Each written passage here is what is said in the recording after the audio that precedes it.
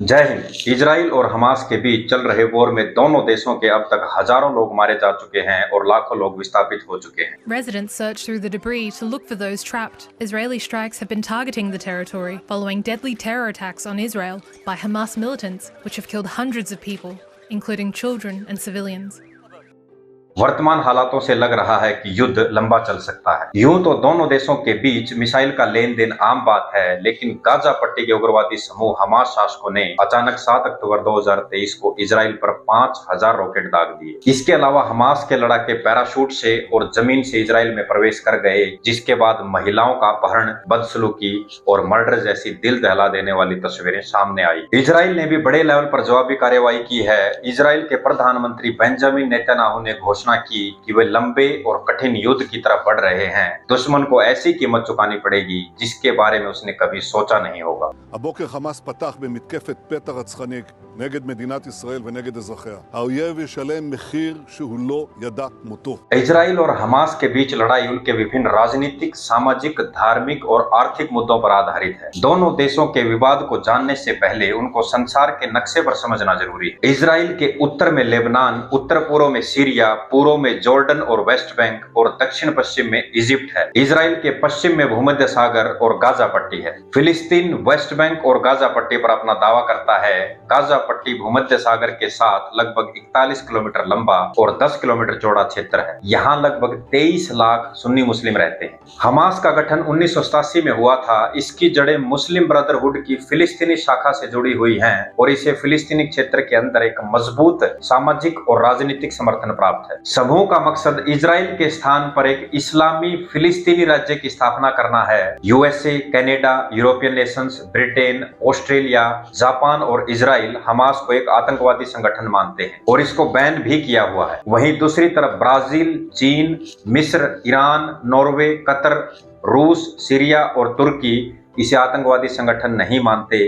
यानी हम कह सकते हैं कि डायरेक्ट या इनडायरेक्ट फिलिस्तीन को सपोर्ट करते हैं। दोनों देशों का संक्षिप्त में इतिहास जाने तो इजराइल और फिलिस्तीन में संघर्ष एक सदी से भी ज्यादा पुराना है। 1948 से पहले तक इजराइल था ही नहीं, ये पूरा फिलिस्तीन ही था। 14 मई 1948 को इजराइल बना। इजराइल में यहूदी धर्म के लोग ज्यादा रहते हैं और आजादी के तुरंत बाद पहला अरब इजराइल युद्ध शुरू हो गया।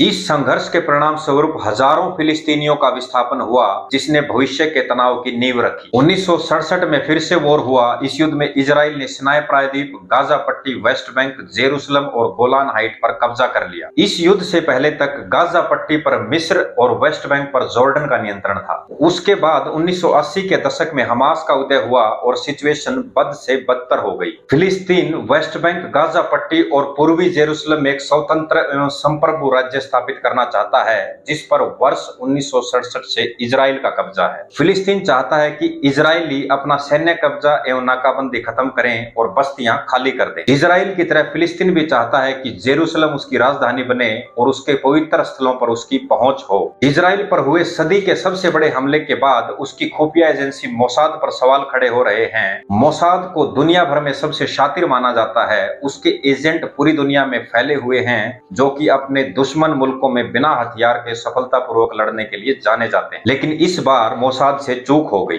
वर्तमान लड़ाई ने इजराइल के अभेद माने जाने वाले आयरन डोम डिफेंस सिस्टम की भी पोल खोल दी है। इजराइल ने वैसे तो काफी मजबूत डिफेंस सिस्टम डेवलप कर रखा है, क्योंकि जैसे ही बाहरी मिसाइल इजराइल में प्रवेश करती है तो अचानक सायरन बजने लग जाते हैं, जिसके बाद लोग अपने घरों के अंडरग्राउंड बंकरों में छिप जाते हैं और आयरन डोम की मिसाइल एक्टिव होकर दुश्मनों की मिसाइल को हवा में ही नष्ट कर देती है। लेकिन इस बार मिसाइल एक साथ इतनी दागी गई कि आयरन डोम को फेल कर दिया। इस युद्ध पर अगर भारत के विचारों की बात करें तो भारत ने शुरुआत से ही फिलिस्तीन के हकों की बात की है। अटल बिहारी वाजपेयी भी इसका समर्थन करते थे। गलतफहमी को दूर करने के लिए मैं कहना चाहता हूं कि हम हर एक प्रश्न को गुण और अवगुण के आधार पर देखेंगे, लेकिन मध्य पूर्व के बारे में यह स्थिति साफ है कि अरबों की जिस जमीन पर इजराइल कब्जा करके बैठा है, वो जमीन उसको खाली करना होगी।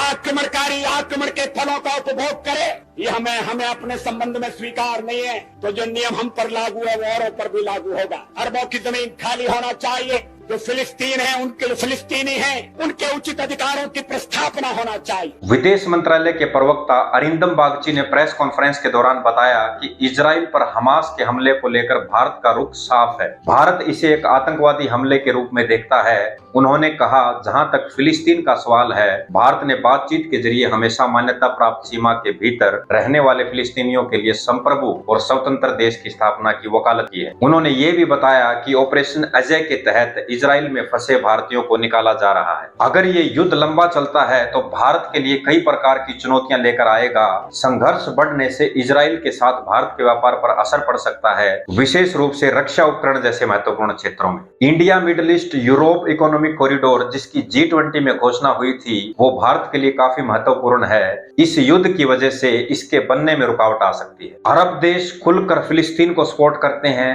भारत का अरब देशों के साथ संबंध अच्छा है और इजराइल के साथ भी, तो यहाँ पर भारत के लिए बैलेंस बनाना मुश्किल हो जाएगा। जाहिर सी बात है कि इतने बड़े लेवल के हमले को जब हमास ने अंजाम दिया तो तैयारियां महीनों से चल रही होंगी, लेकिन मोसाद को भनक भी नहीं लगी। अमेरिका के कांग्रेशनल पैनल चेयरमैन का दावा है कि इजिप्ट ने हमले से 3 दिन पहले इजराइल को सूचना दी थी, लेकिन गौर नहीं फरमाया गया। युद्ध में दोनों देशों के आम और बेकसूर नागरिक मारे जा रहे हैं। हालांकि इजराइल अटैक से 10-15 मिनट पहले आम नागरिकों के लिए चेतावनी जारी करता है। The IDF calls for the evacuation of all civilians from Gaza City. It's a sign that a ground offensive is forthcoming. The Israeli military is urging more than 1 million civilians living in northern Gaza to evacuate as an operation to target the Hamas militant group is carried out. उसके बावजूद भी लोग मारे जा रहे। उसका main कारण है पॉपुलेशन डेंसिटी। यहाँ जनसंख्या घनत्व बहुत ज्यादा है। हमास ने अटैक तो कर दिया, लेकिन गाजा पट्टी की ज्योग्राफिकल कंडीशन ऐसी है कि उसका इजराइल के बिना काम नहीं चल सकता। इजराइल ने गाजा की फूड, मेडिसिन, इलेक्ट्रिसिटी और वाटर सप्लाई पूर्ण रूप से बंद कर दी है। हालांकि इराक ने इजिप्ट के जरिए गाजा में मदद भेजी है, लेकिन वो सफिशिएंट नहीं है।